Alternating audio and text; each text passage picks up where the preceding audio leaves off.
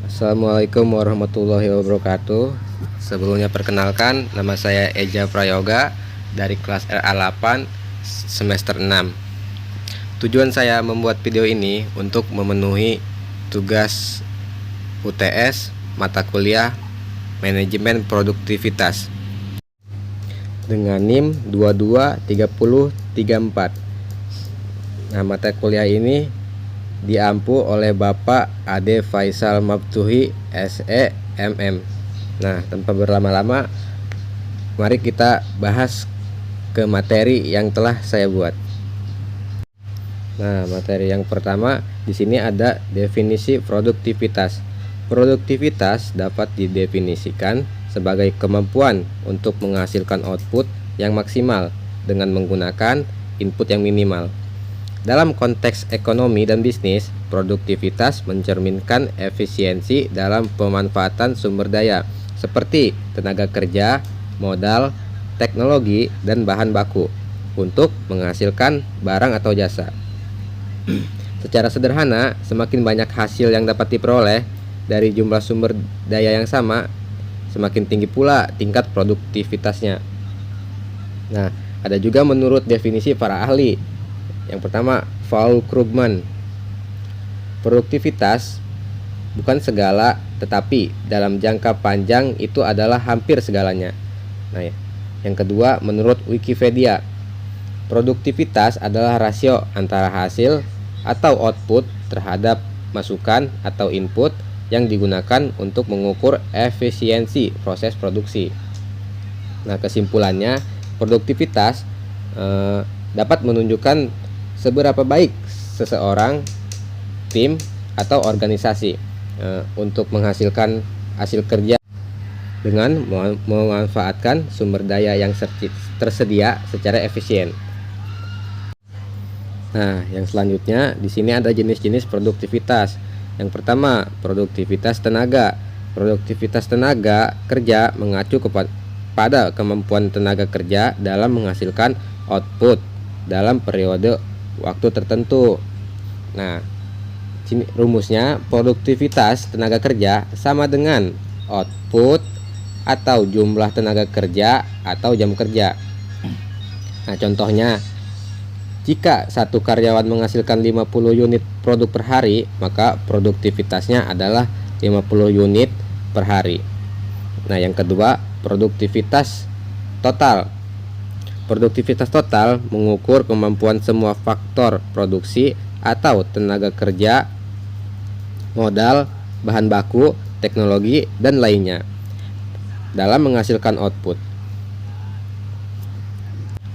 Nah, rumusnya, produktivitas total sama dengan total output atau total input. Nah, contohnya, jika sebuah pabrik menghasilkan output senilai 1 miliar dengan total biaya input atau tenaga kerja, modal, bahan, dan lain-lain sampai 800 juta, maka produktivitas total 1000 atau 800 sama dengan 1,25.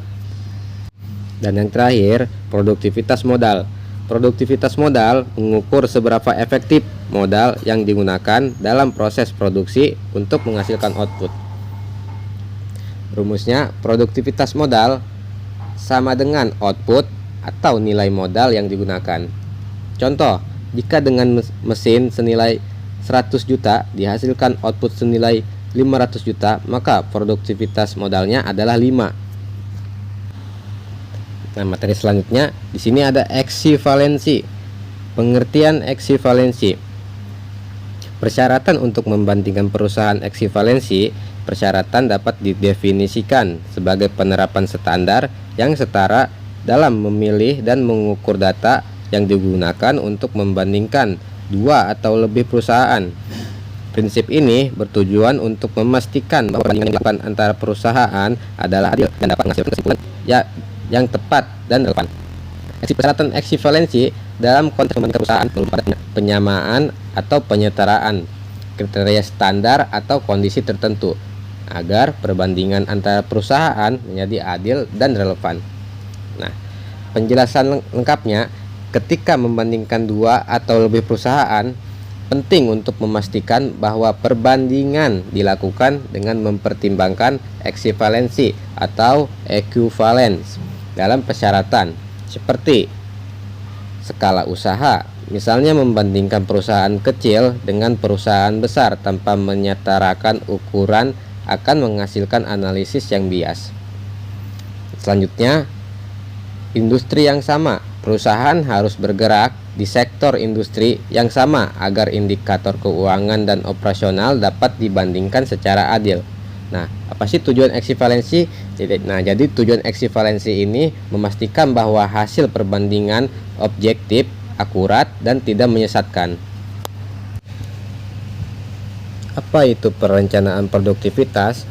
Perencanaan produktivitas adalah proses strategis yang dirancang untuk mengoptimalkan penggunaan sumber daya, baik itu waktu, tenaga kerja, atau teknologi, guna mencapai hasil yang maksimal. Wig John Sobroto 1995 mengemukakan bahwa produktivitas adalah rasio antara luaran atau output dan masukan atau input. Rasio tersebut pada umumnya berbentuk luaran yang dihasilkan oleh aktivitas kerja dibagi dengan jam kerja atau man hours yang dikontribusikan sebagai sumber masukan dengan nilai rupiah atau unit produksi lainnya sebagai dimensi tolak ukurnya. Nah, jadi tujuan perencanaan produktivitas yang pertama, meningkatkan output tanpa menambah biaya secara signifikan. Yang kedua, mengurangi pemborosan sumber daya atau tenaga, waktu, bahan. Yang ketiga, menjamin pencapaian target kerja secara efisien dan berkelanjutan. Nah, dan yang terakhir, menyediakan dasar untuk pengambilan keputusan yang lebih baik dalam manajemen kinerja. Jadi langkah-langkah umum dalam perencanaan produktivitas: analisis situasi awal, menilai kondisi produktivitas saat ini dan mengidentifikasi masalah atau potensi peningkatan. Nah, yang kedua, menentukan tujuan, misalnya meningkatkan produktivitas tenaga kerja sebesar 10% dalam 6 bulan. Nah, ketiga, merancang strategi, mencakup pelatihan, pengadaan teknologi, perbaikan proses kerja, dan lain-lain. Nah, selanjutnya ada juga implementasi. Implementasi melaksanakan strategi yang telah direncanakan dengan pembagian tugas yang jelas. Nah, yang terakhir, pemantauan dan evaluasi. Pemantauan dan evaluasi mengukur hasil dibandingkan dengan target, lalu melakukan perbaikan bila diperlukan.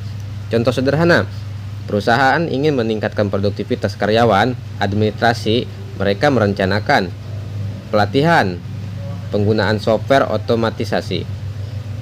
Yang kedua, penyesuaian beban kerja. Terakhir, monitoring hasil kerja mingguan. Nah, di sini ada beberapa faktor-faktor yang mempengaruhi produktivitas kerja. Yang pertama, faktor internal. Keterampilan dan pengetahuan. Semakin tinggi keahlian, semakin cepat dan tepat pekerjaan dilakukan. Nah, yang kedua, faktor eksternal atau organisasi dan lingkungan. Kepemimpinan dan manajemen. Gaya kepemimpinan yang baik mampu mengarahkan dan memotivasi karyawan. Nah, selanjutnya, sistem dan prosedur kerja. Proses kerja yang jelas dan efisien meminimalkan kesalahan dan waktu tunggu. Nah, di sini ada ketetapan waktu. Mengapa ketetapan waktu itu penting? Nah, yang pertama, meningkatkan produktivitas kerja. Tugas yang selesai tepat waktu membantu proses kerja berjalan lancar dan efisien.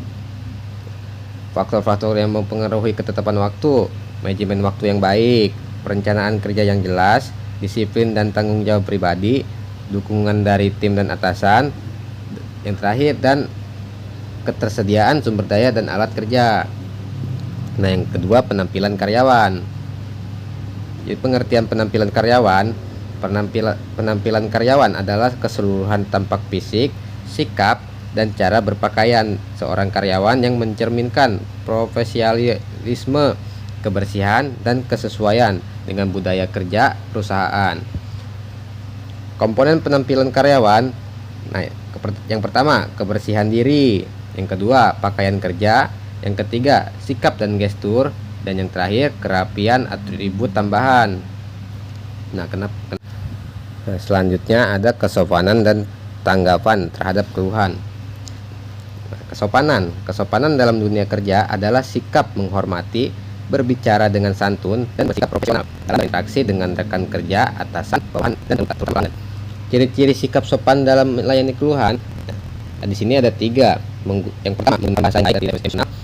Yang kedua, mendengarkan penuh perhatian. Yang ketiga, tidak memotong pembicaraan atau meremehkan keluhan. Tanggapan terhadap keluhan adalah seorang koordinasi menangani keluhan atau tidak puasan yang disampaikan pelanggan, rekan kerja, atau pihak lain. Tanggapan yang efektif. Dengarkan secara aktif, dan berimbang menyampaikan keluhan untuk menjelaskan masalahnya. Tanggapi dengan sopan dan tenang. Tindakan tinggi atau defensif. Nah, yang ketiga, minta maaf jika diperlukan. Bahkan di masalah punya kesalahan Anda, permintaan maaf menunjukkan kepedulian. Yang keempat, cari solusi yang realistis. Nah, tentunya ini jelaskan penyelesaian jelas dan tepat waktu. Dan yang terakhir, lanjut. Pastikan keluhan terhasilkan dan pelanggan puas dengan hasilnya. Tetapi sebenarnya penting. Di sini ada 4 poin. Pertama, menjaga hubungan baik dengan pelanggan kerja. Kedua, meningkatkan percayaan terhadap organisasi. Yang ketiga, mencegah masalah kecil lebih besar. Dan terakhir, meningkatkan citra profesional dan efektif perusahaan. Nah, materi selanjutnya ada strategi peningkatan produktivitas. Produktivitas diartikan sebagai perbandingan antara output yang dihasilkan dengan input yang digunakan. Menurut Hasibuan dalam Busro 2018, produktivitas mencerminkan efisiensi penggunaan sumber daya dalam proses produksi. Penggunaan teknologi dalam bisnis meliputi automasi atau automation dan digitalisasi untuk menggantikan proses manual, mempercepat kerja serta mengurangi kesalahan manusia. Nah, penggunaan teknologi ini di sini ada 3. Yang pertama, mengurangi beban kerja manual, mesin dan perangkat lunak, menggantikan tugas yang berulang. Nah, yang kedua, meningkatkan kecepatan dan akurasi. Teknologi meminimalkan kesalahan manusia, menghemat biaya operasional. Nah, dan yang terakhir, mengurangi kebutuhan tenaga kerja untuk tugas-tugas rutin, memudahkan pengambilan keputusan, dianalisis dengan cepat. Nah, materi yang terakhir, productivity, improvement dan sustain. Peningkatan produktivitas dan keberlanjutan memiliki hubungan yang erat. Dengan menerapkan strategi yang tepat, organisasi dapat mencapai pertumbuhan bisnis yang lebih berkelanjutan tanpa mengorbankan efisiensi. Penggunaan teknologi, automasi dan digitalisasi membantu mempercepat pekerjaan, mengurangi kesalahan dan meningkatkan efisiensi. Pelatihan dan pengembangan SDM, meningkatkan keterampilan dan pengetahuan karyawan agar dapat bekerja lebih baik dan mengikuti perkembangan zaman. Optimalisasi proses bisnis, memastikan setiap langkah kerja dalam organisasi berjalan efisien, mungkin dengan mengurangi pemborosan dan meningkatkan produktivitas. Nah, produktivitas juga meningkatkan dan mempertahankan produktivitas sumber daya manusia atau SDM, mengelola dan mengembangkan karyawan agar mereka bekerja lebih efisien dan efektif. Nah, terus memberikan kinerja terbaik secara berkelanjutan. Productivity improvement SDM, meningkatkan SDM mencakup pelatihan pengembangan, memberikan pelatihan teknis dan soft skill secara berkala. Yang kedua, penempatan karyawan sesuai dengan keahlian, minat dan potensi. Yang ketiga, motivasi dan penghargaan, memberikan insentif bonus atau penghargaan atas kinerja baik. Nah, yang keempat, manajemen waktu dan beban kerja, menyeimbangkan beban kerja agar tidak menimbulkan stres atau burnout. Nah, yang terakhir, teknologi dan fasilitas pendukung. Nah, selanjutnya, sustaining productivity SDM.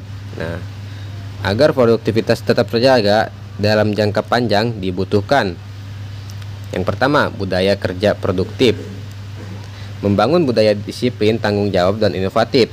Yang kedua, evaluasi dan feedback secara berkala, melakukan penilaian kinerja dan memberikan umpan balik yang membangun. Nah, yang ketiga, kepemimpinan yang mendukung, pemimpin yang mampu menjadi teladan, membimbing dan memberdayakan tim. Nah, yang keempat, career path dan promosi, memberikan jalur pengembangan karir agar karyawan tetap termotivasi. Nah, contoh nyatanya seperti ini. Ada sebuah perusahaan menerapkan program pelatihan soft skill atau komunikasi kerja tim, manajemen stres, menyediakan coaching rutin, dan menyiapkan jalur karir yang jelas. Hasilnya tingkat retensi karyawan naik dan output kerja meningkat secara konsisten. Nah, mungkin cukup sekian pemaparan materi dari saya. Kurang lebihnya mohon maaf karena saya juga masih belajar. Wabillahi taufiq wal hidayah. Wassalamualaikum warahmatullahi wabarakatuh.